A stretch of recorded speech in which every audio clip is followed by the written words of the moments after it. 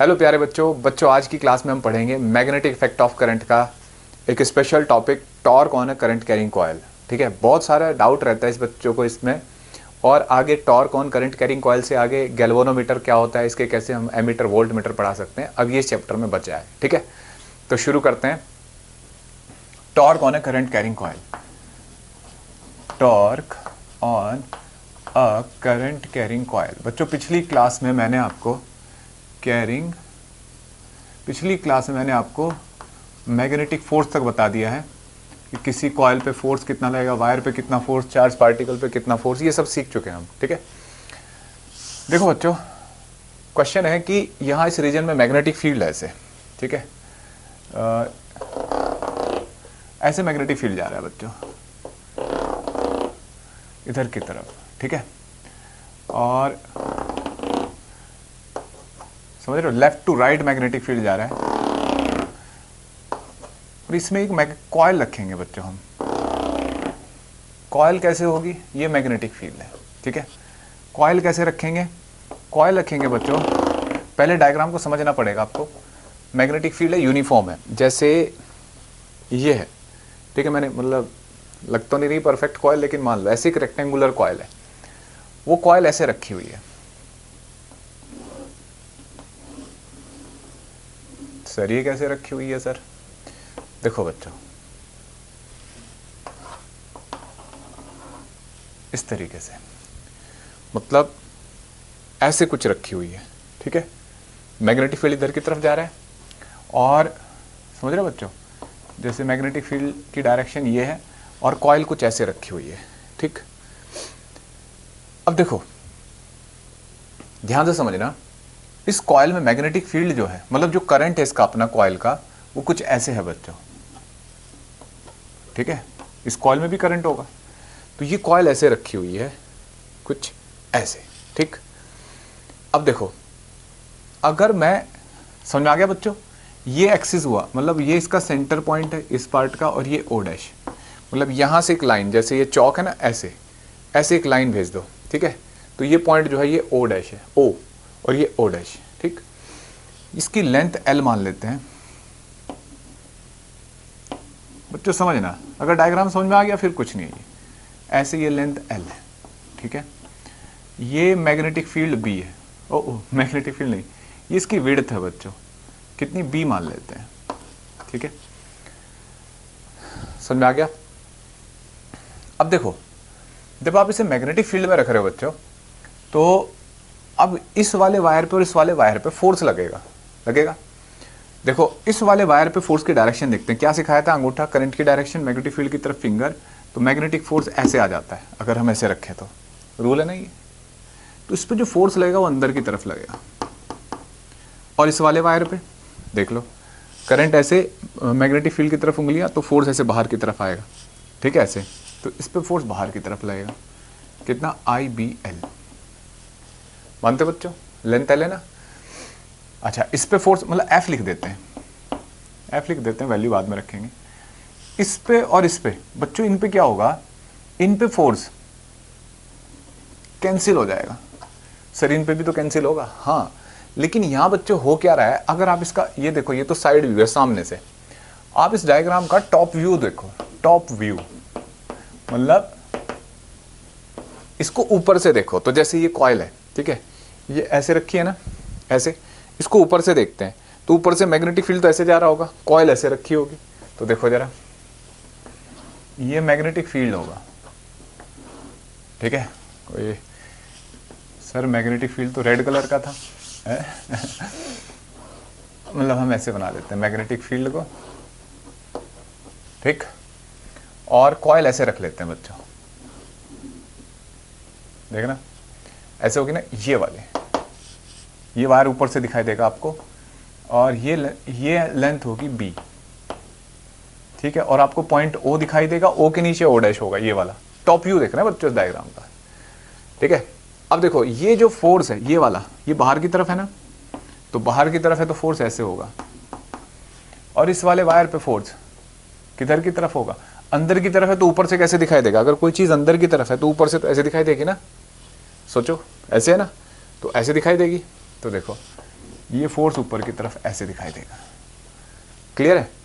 अरे यार ये तो ऐसे नहीं हो गया, देखो जैसे अगर ये पॉइंट है तो एक फोर्स इधर और एक इधर, तो ये इसको ऐसे नहीं घुमा देगा, है ना? ये टॉर्क नहीं बना रहा है बच्चों। और इस स्पेशल टॉर्क को क्या बोलते हैं? कपल। कपल क्या होता है? जब दो इक्वल एंड अपोजिट फोर्स एक ऑब्जेक्ट के दो डिफरेंट पॉइंट पे लगे, ठीक है, तो दैट इज कॉल्ड कपल। अब देखो क्या होता है, ये टॉर्क ही है बच्चों। मैंने थोड़ी देर के लिए ये एंगल अल्फा ले लिया, अब बताओ ये अल्फा कौन सा एंगल है? एंगल है मैग्नेटिक फील्ड के बीच में और plane of coil. Plane of coil ये है ना, इसके बीच में एंगल है, मतलब यहां ये जो एंगल है, ठीक है, मैग्नेटिक फील्ड के साथ जो एंगल है प्लेन ऑफ कॉइल का, ये एंगल अल्फा है। अब देखो बच्चों, torque on the coil, torque on the coil, ये एफ यहां लिख लेते हैं, ऑन द कॉइल टॉर्क। क्या पढ़ा है बच्चों आपने कपल को? कपल को हमने पढ़ा है कि ये अल्फा, ठीक है, ये बी, ये डिस्टेंस जो है ये बी कॉस अल्फा,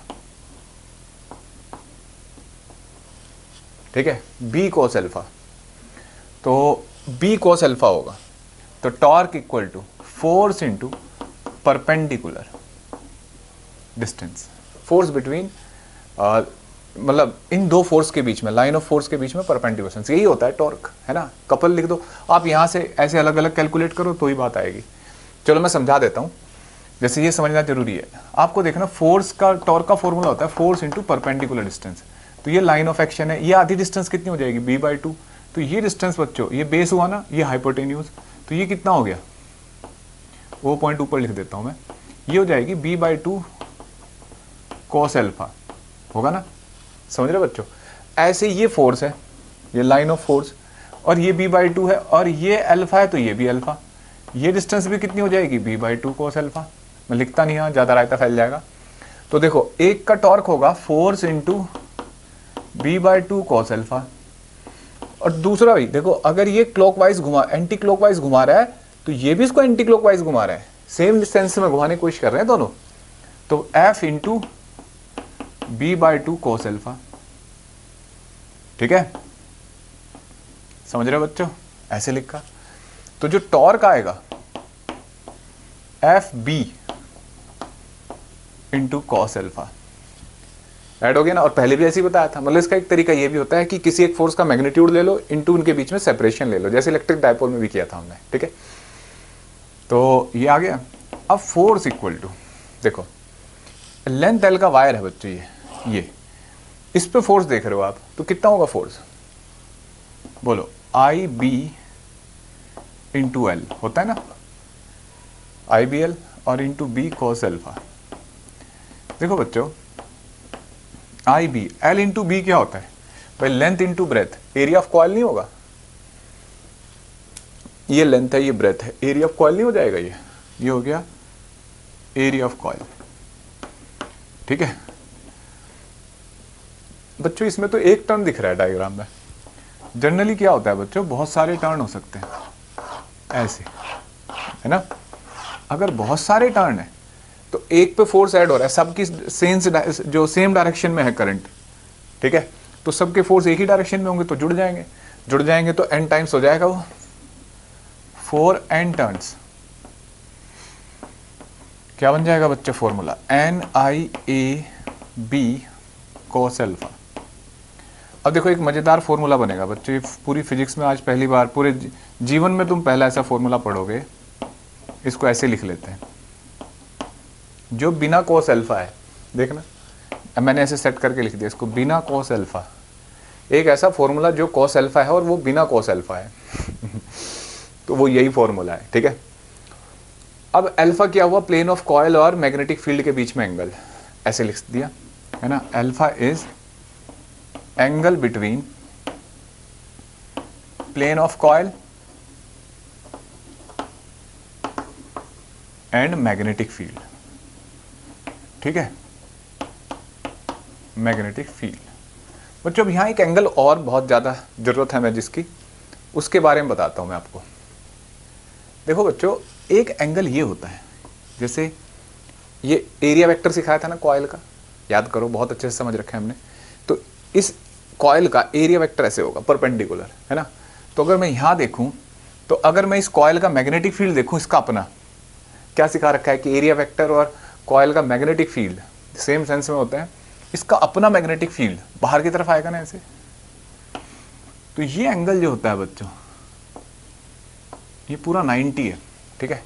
और मतलब ये अपना मैग्नेटिक फील्ड होता है इसका, चलो उसको छोड़ दो, एरिया वेक्टर ऐसे, ठीक है।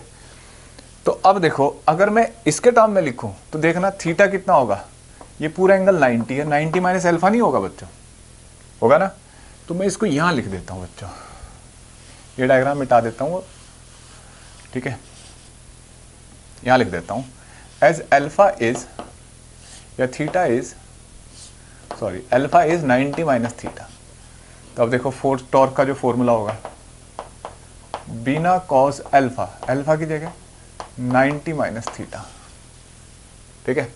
कॉस 90 माइनस थीटा क्या होता है बच्चों, साइन थीटा। तो tau equal to B I N A into sine theta, ठीक है, B I N A into sine theta. और आपको पता है, ये पता है बच्चों क्या होता है, एन आई ए, याद करो क्या बताया था, एम मैग्नेटिक डाइपोल मोमेंट। तो देखना क्या बन गया, ये tau equal to B M sine theta. और थोड़ा सा इसको सही सा करके लिखते हैं, एम बी साइन थीटा। अब यहाँ एक मजेदार बात याद दिलाता हूँ आपको, tau equal to M B sine theta. याद करो, जब तुम इलेक्ट्रिक फील्ड को इलेक्ट्रिक डाइपोल को मैग्नेटिक फील्ड में रखते थे, देखो बच्चों, इलेक्ट्रिक डाइपोल को मैग्नेटिक फील्ड में रखते थे ऐसे, जो डाइपोल ऐसे होता था जिसका electric dipole moment P angle theta, electric field E, क्या होता था इसका टॉर्क, ये होता था ना पी साइन थीटा। बिल्कुल सेम नहीं आ गया, तो सिमिलर हो गया अब ये कंसेप्ट। तो अब मैं इसको कैसे बना सकता हूं, tau equal to vector M cross B, ठीक है, tau equal to vector M cross vector B. Clear है बच्चों, ये आ गया टॉर्क। अब इसको मैक्सिमा मिनिमा कैसे पता करें, तो देखो ये आपने सिचुएशन में रखा था ना। अब थीटा के बारे में लिख लेते हैं, थीटा इज एंगल बिटवीन, पता होना चाहिए बच्चों, एंगल बिटवीन एरिया वेक्टर, है ना, एंड मैग्नेटिक फील्ड। और अल्फा किसके बीच का एंगल था, प्लेन ऑफ कॉइल और मैग्नेटिक फील्ड। इनको थोड़ा सोचना, क्योंकि इनमें एग्जाम में गलती करके आते हैं बच्चे कि वो कौन सा एंगल दे रखा है, ये सोचना होता है बच्चों। ज्यादातर क्वेश्चन में प्लेन के साथ एंगल दे रखा होता है, और हमने यहाँ जो थीटा लिखा है ये एरिया वेक्टर के साथ एंगल है। तो वो अगर ये प्लेन के साथ एंगल अल्फा है तो ये कितना होगा, 90 माइनस दैट एंगल अल्फा, ठीक है, तब थीटा आएगा। तो ध्यान रखना है। अब देखो थोड़ा सा और केस देखते हैं इसी में। नेक्स्ट पॉइंट है बच्चों, जैसे पहला केस, अगर थीटा 0 हो जाए, ठीक है, और टॉप व्यू देख रहे हैं बच्चों, है ना, तो मैग्नेटिक फील्ड ऐसे और मतलब मैग्नेट ऐसे, सॉरी करंट कैरिंग कॉइल, ठीक है। तो करंट कैरिंग कॉइल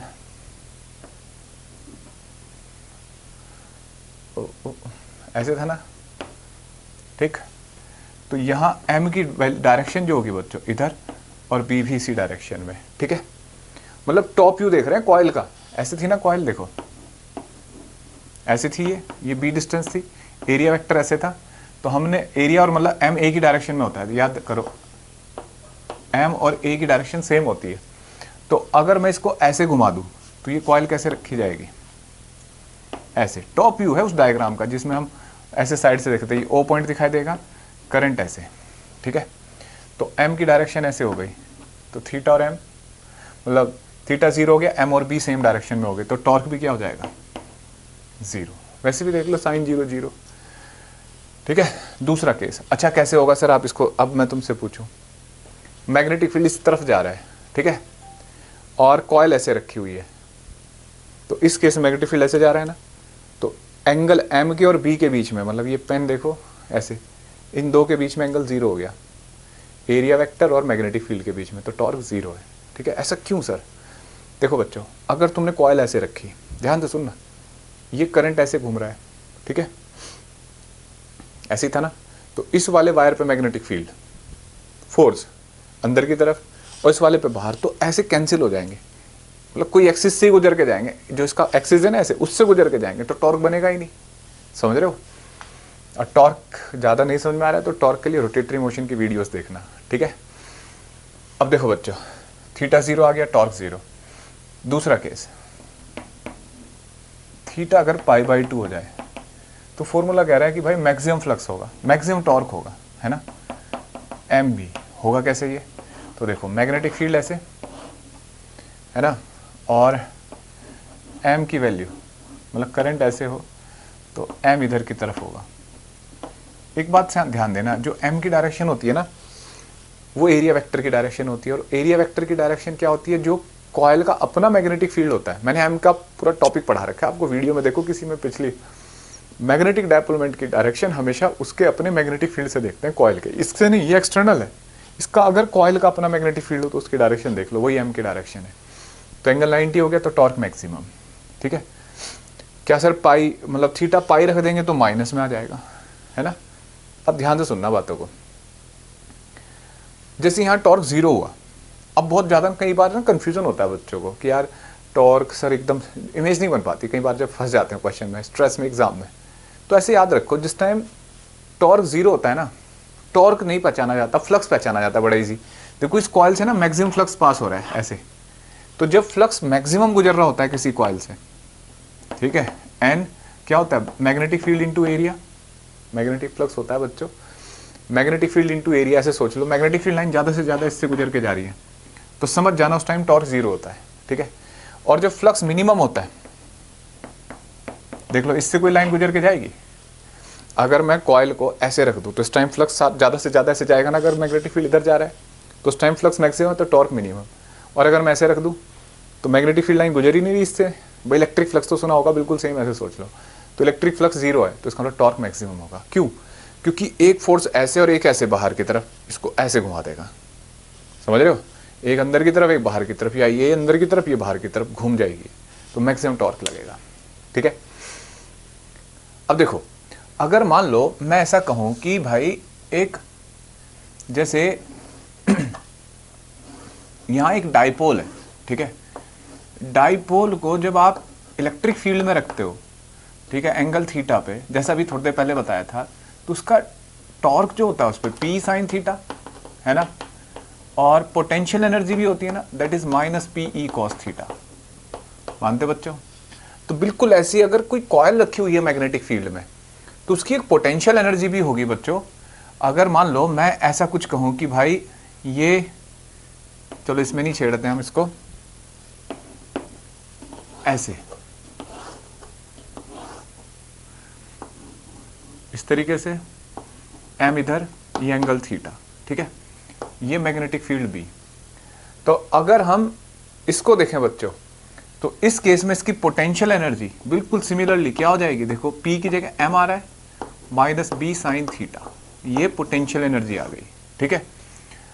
समझाया बच्चों? तो अगर एक करंट कैरिंग कॉइल है तो उसका कॉन्फ़िगरेशन, पोजीशन आप चेंज करते हो तो वापस अपने आप को वापस करेगी। कैसे? देखो अब डायरेक्शन देखो टॉर्क की, ये एम और ये बी, तो एम क्रॉस बी कर रहे हो तो एम क्रॉस ऐसे करेगा, तो आप इसे ऐसे छोड़ रहे हो ना, तो देखो यहाँ टॉर्क 0 है ना, ये वाली पोजीशन ऐसे, तो तुम जैसे इसको फ्री छोड़ दोगे तो ये कॉइल ऐसे घूमेगी बच्चों, ऐसे रखिए ना, ऐसे घूम जाएगी, ठीक है, और यहाँ ऐसे ऑसिलेट करेगी बच्चों, ऐसे। तो ये जब ऐसे आएगी, मीन पोजीशन की तरफ आएगी, ऐसे आने की कोशिश करेगी, इसे बोलते हैं इक्विलिब्रियम पोजीशन, ठीक है। तो यानी कि कॉन्फ़िगरेशन चेंज करने से एनर्जी आ रही है, तो ये पोटेंशियल एनर्जी इसलिए बनाई हमने। तो अब मुझे बताओ, ये जो पोजीशन है, अगर मैं इसको कॉइल को ऐसे ले आऊं जैसे उस डायग्राम में, तो ये वापस इसको ही ले जाती है, और अगर मैं इसको इधर ले जाऊं तो ये फिर इसको ऐसे वापस लाएगा, एम की डायरेक्शन ऐसे, मतलब ये कॉइल ऐसे रखिए, इसको ऐसे करो तो छोड़ दो वापस जाती है, और ऐसे कर दे तो वापस ऐसे। इसका मतलब बच्चों देखो, इसका मतलब है कॉइल ऐसे थी ना ये, यानी कि ये स्टेबल इक्विलिब्रियम है। तो यहाँ पे हम पोटेंशियल एनर्जी भी देख सकते हैं, थीटा 0 होने पे पोटेंशियल एनर्जी कितनी हो जाती है? Minus M B. तो minus M B potential energy minimum हो गई, तो इसको बोलते हैं बच्चों स्टेबल इक्विलिब्रियम। याद है इलेक्ट्रोस्टैट्स में पढ़ाया था, स्टेबल इक्विलिब्रियम। और बिल्कुल ऐसी यहाँ पे, ये तो अलग बात हुई। अगर मैं बिल्कुल ऐसी मैग्नेटिक फील्ड ऐसे लूँ, ठीक है, और कॉइल को ऐसे रखूँ, कि उसमें जो करंट की डायरेक्शन है वो ऐसे हो जाए, तो एम इधर हो जाएगा, ठीक है, और बी किधर, इधर। अब थोड़ा सा कॉइल को ऐसे ऐसे रखिए, नहीं ऐसे करके देखो, ताकि उसकी जो पोजीशन है, जो एम है, वो ऐसे थोड़ा सा घूम जाए। अब देखना क्या होगा।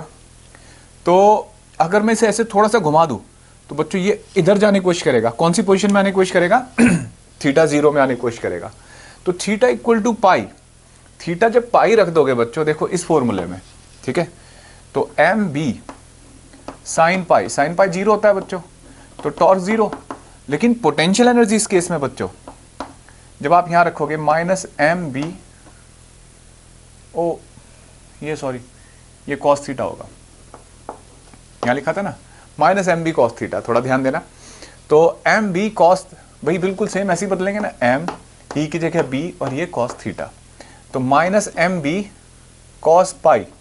कॉस पाई क्या होता है बच्चों, बोलो, -1 है ना। तो -1 होके ये क्या हो जाएगा, प्लस एम बी, तो पोटेंशियल एनर्जी मैक्सिमम हो जाएगी। तो ये टॉर्क 0 इसका मतलब इक्विलिब्रियम है, लेकिन पोटेंशियल एनर्जी मैक्सिमम है, इसलिए ये क्या है, अनस्टेबल इक्विलिब्रियम। तो इसको बोलते हैं अनस्टेबल, इस वाली सिचुएशन को जब ऐसे रखा होता है, ठीक है, थीटा जब पाई हो जाता है, एम के और बी के बीच में एंगल, तो अनस्टेबल इक्विलिब्रियम, ठीक है बच्चों। अब आपको लगेगा सर फिर तो इसका मतलब जब डाइपोल को रखा था ऐसे, तो वो ऐसे ऑसिलेट करने लगा था, याद है, ऐसे ऐसे ऐसे ऐसे, बिल्कुल ऐसे ही सर कॉइल भी ऑसिलेट करेगी। हाँ, तो अगर कॉइल को मैं ऐसे रख दूं, ऐसे डिस्प्लेस करके छोड़ दूं, तो ऐसे इस एक्सिस के अबाउट ऐसे ऑसिलेट करेगी, ठीक है। तो सर इसका टाइम पीरियड कितना होगा, तो लिख लेते हैं। Similarly oscillation of coil, similarly oscillation of coil, देखो बच्चों यहां पे डिराइव नहीं करते, बिल्कुल उस पूरे पुराने चैप्टर के तरीके से लिख के ले लेते हैं, जो डाइपोल, इलेक्ट्रिक डाइपोल पढ़ा था। यहां पे आ जाएगा बच्चों, ऑसिलेशन की अगर बात करें हम, ये आएगा oscillation of coil. Time period क्या था बताना, इलेक्ट्रिक डाइपोल का, I/PE, और I क्या होता था, moment of inertia of dipole. यहां पे सिमिलरली 2 पाई I/mb, ठीक है, और I क्या होगा, moment of inertia of the coil about its axis of oscillation, ठीक है। M magnetic of dipole movement है, मैग्नेटिक डाइपोल मूवमेंट कॉइल का, और बी मैग्नेटिक फील्ड, ठीक है बच्चों। इस तरीके से आप ये फॉर्मूला बन गया। अब देखो हम इस पे क्वेश्चन कर सकते हैं भाई, जैसे देखो एक क्वेश्चन करते हैं बच्चों। अगर मैं तुम्हें सीधा सीधा क्वेश्चन दूं कि एक सर्कुलर कॉइल है, ठीक है, मैग्नेटिक फील्ड बच्चों ऐसे है, एस डायरेक्शन में, बड़ी अच्छी बात है, 10 टेस्ला, ऐसे लिख सकते हैं कोई भी क्वेश्चन। और एक कॉइल ऐसे है कि वो ऐसे की बजाय थोड़ी ऐसे रखी है, ठीक है, मतलब इस तरीके से, ठीक है, और इसका जो प्लेन है बच्चों, मैग्नेटिक फील्ड और इस डायरेक्शन से, ये एंगल प्लेन ऑफ कॉइल, ठीक है, मैग्नेटिक फील्ड मतलब इस तरीके से है। मैं इसका एरिया वेक्टर बता देता हूं, ये एंगल 30 डिग्री है, ठीक है बच्चों। तो आपको बताना है, और इसका जो करंट है, करंट इसमें 2 एम्पियर, ठीक है। एरिया इसका, जो एरिया ऑफ कॉइल है वो दे रखा है बच्चों 4 मीटर स्क्वायर, ठीक है, और नंबर ऑफ टर्न है 100। तो देखो अब ये कैसे पता लगा सर आपको एरिया ऑफ कॉइल कैसे है, इसमें डायग्राम में ऐसे दे रखा है, देखो पहले मैं थोड़ा सा समझाता हूं।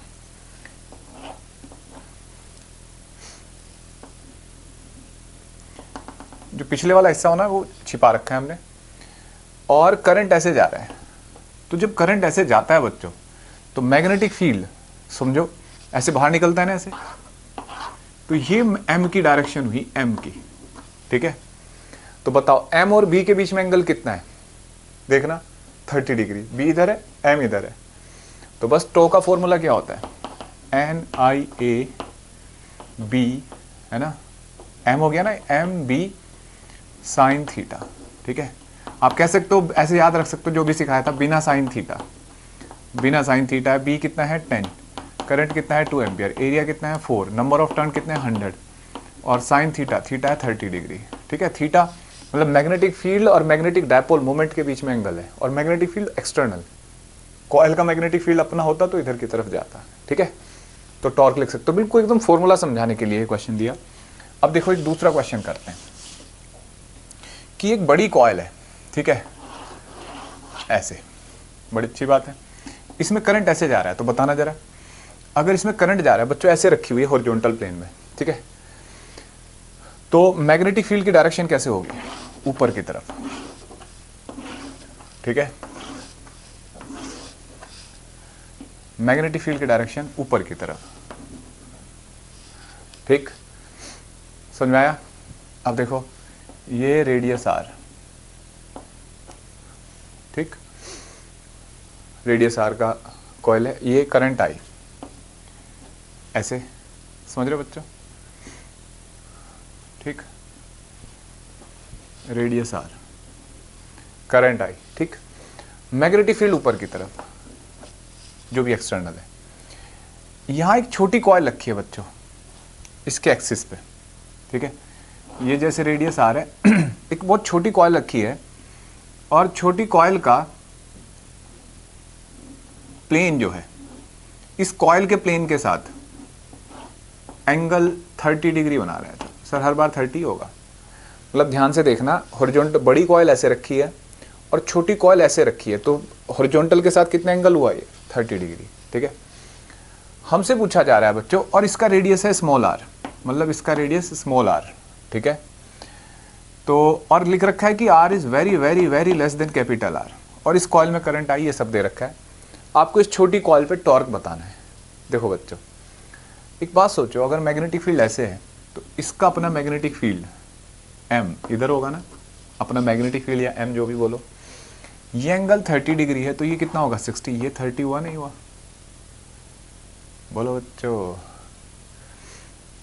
प्लेन ऑफ कॉइल और ये प्लेन, तो ये 30 नहीं हो गया? मतलब हमें तो मैग्नेटिक फील्ड के साथ एंगल देखना है ना एम का। यहां ऐसे भी देख सकते हो कि मैग्नेटिक फील्ड एक्सटर्नल और प्लेन ऑफ कॉइल ये हुआ है, छोटी कॉइल का प्लेन, ये एंगल 60 है, तो हम तो थीटा के टर्म में लिखते हैं। तो जो मैग्नेटिक टॉर्क जो होगा बच्चों एम, मतलब वही बिना साइन थीटा, है ना, ऐसे। ठीक, अब इस कॉइल में भी करंट दे रखा है बच्चों, और ऐसे, मतलब सेम सेंस में डायरेक्शन में करंट है, करंट ऐसे, तो ये हो जाएगा स्मॉल आई, क्योंकि ये कॉइल का अपना करंट होता है बच्चों जिसमें घूम रहा है छोटे वाली कॉइल में। ठीक है, ये वाली कॉइल में ऐसे ऐसे जाएगा ना मैग्नेटिक फील्ड। अब देखो थीटा कितना हो गया 30 डिग्री, और मैग्नेटिक फील्ड बड़ी कॉइल की वजह से कितना होता है? अब क्वेश्चन आएगा सर जो आपने मैग्नेटिक फील्ड पढ़ा रखा है बड़ी कॉइल की वजह से, वो तो सेंटर पे होता है, म्यू नॉट आई अपॉन 2r होता है ना। तो बच्चों ये जो है ना, ये आप देखो क्या लिखा है, आर इज वेरी बड़ा than capital R is very very बड़ा देन स्मॉल आर, मतलब ग्रेटर देन।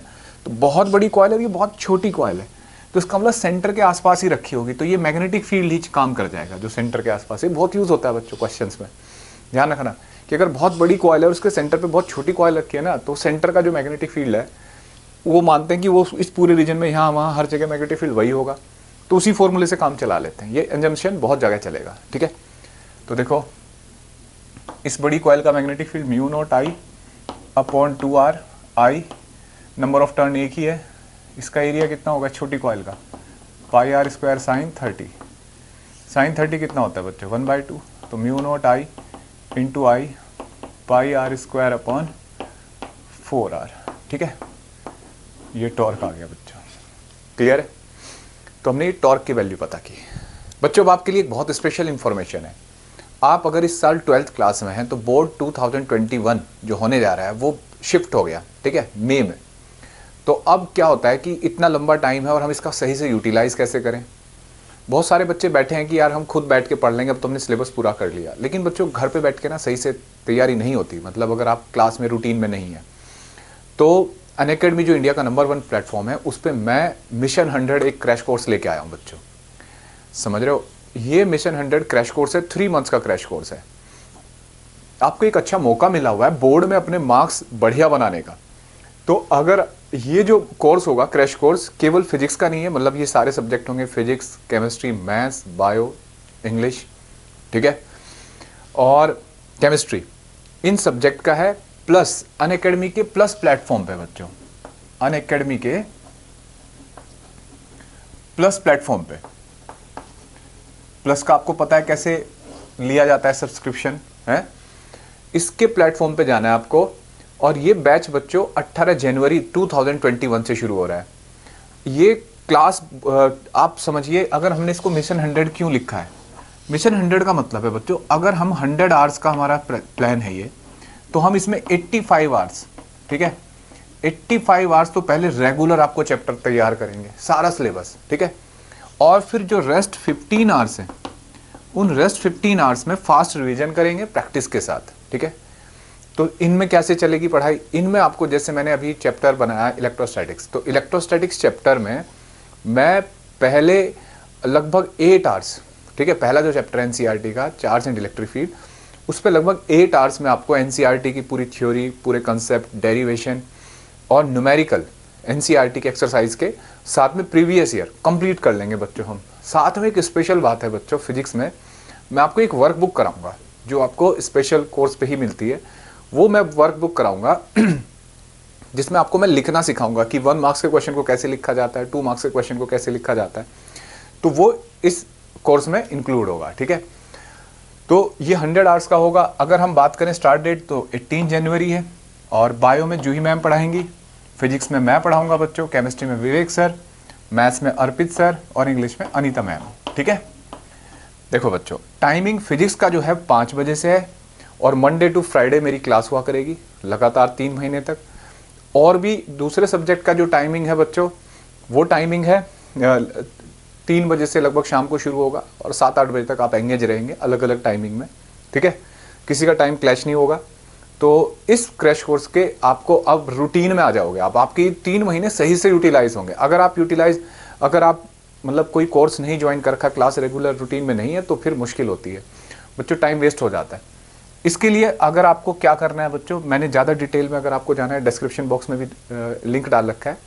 इसके लिए आपको प्लस का आपको सब्सक्रिप्शन लेना है, अपना ऐप डाउनलोड करना है पहले फ़ोन में, ठीक है, अनअकैडमी लर्निंग ऐप।